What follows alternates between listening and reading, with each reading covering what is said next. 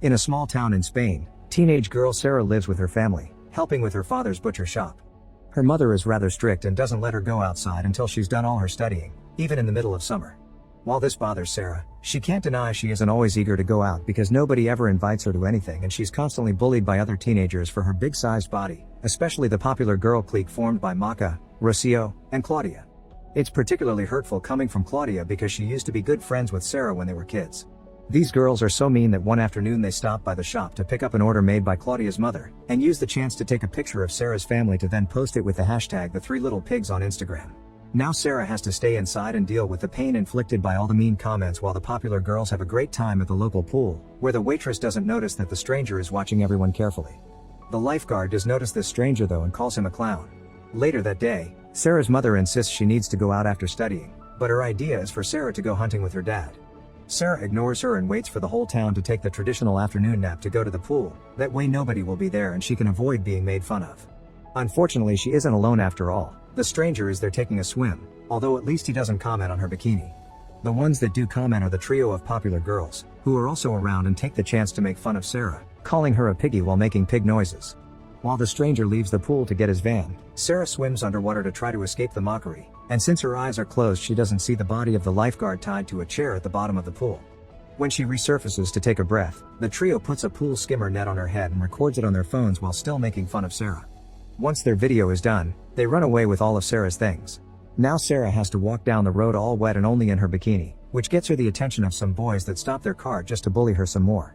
Forcing herself to keep moving before things get worse, she crosses the forest area and notices the stranger's van, but she doesn't see a bleeding Maca crawling on the floor behind it before the stranger grabs her and pushes her into the van. It isn't until the vehicle takes off that Sarah sees Claudia in the back of the van asking for help, and she freezes in fear when the stranger opens the door. He doesn't attack her though, he just leaves a towel for her before driving away, so Sarah quickly grabs it to finally cover herself up. When she runs back into town, she's seen by Officer Carlitos, who wonders if she's okay, but Sarah ignores him. As soon as she makes it home, Sarah takes a shower to try to forget about what happened and is found by her mother, who notices her sunburnt skin and scolds her for going out instead of studying even if she had been the one that told her to go out more. Afterward, Sarah rushes to her room to find some comfort in her favorite sweets, which she keeps hidden in a box because she isn't supposed to have them, and opens her laptop only to be reminded of the Instagram picture with all the bullying comments. This makes her decide she won't tell the police what she saw because the bullies deserve it. Sometime later, Sarah's dad sends her to the grocery store to get some things for him and she tries to get some of her favorite sweets too, but the cashier reminds her what her parents' reaction would be and Sarah decides to leave them. As soon as she's gone, the stranger buys those sweets instead. On her way back, Sarah notices some commotion in town, and when her mother finds her, she drags her with her to the pool, asking weird questions about what she may have seen earlier. Sarah finally understands what's going on when they make it to the pool and find the police there. It turns out the waitress has disappeared and the lifeguard has been found dead. The popular girl trio can't be found either. Knowing Sarah had been there earlier, her mother forces her to talk to the police to tell them what she may have seen, prompting Sarah to lie and say she had gone to the river, not the pool, so she could be alone and not be made fun of. She also calls her mom out for never supporting her and doing nothing in the face of the whole neighborhood treating her badly. When Sarah stomps out of the place, Carlitos wants to follow her and ask more questions because he remembers seeing her earlier and thinks she's lying now, but his father and superior officer Juan makes him stay and help with the crime scene. Later in the evening, Sarah's mom gives her a different meal from the rest of the family, claiming her daughter needs to start a diet if she doesn't want to be called a piggy. Meanwhile, the stranger is in a neighbor's house, stealing food and killing the homeowner. After dinner, the mom finds the towel Sarah brought and doesn't recognize it, so Sarah pretends she bought it at the market. Their conversation is suddenly interrupted when Claudia's mother comes by to ask if Sarah has heard from Claudia, and Sarah's mom shocks everyone by kicking her out while pointing out Claudia went from best friend to bully for Sarah. Once the woman's gone, Sarah rushes to her room to have a snack, but sadly she hasn't got any left, only to find one outside her window when she checks out a weird noise. Nobody can be found outside, thus Sarah eats it anyway before making a plan to recover her phone before her parents realize she's lost it. By distracting her dad with a drink, Sarah steals his phone and takes it with her to the forest in order to use it to make her own ring. She isn't the only one there though. Carlitos and Juan are around looking for a lost bull. Carlitos still thinks they should interrogate Sarah, but Juan reminds him to concentrate on the task at hand.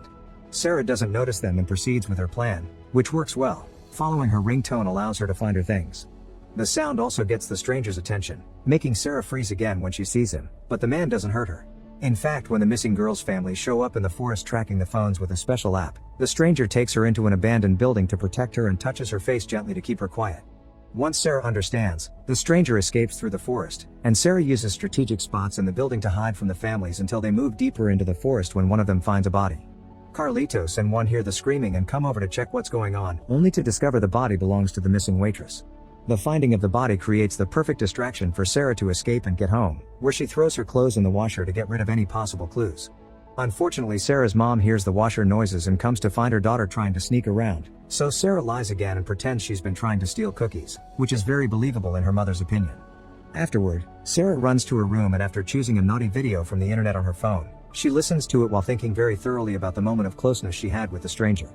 Her enjoyment is suddenly interrupted by someone throwing a little stone at her window. It's Pedro, a friend of the missing girls.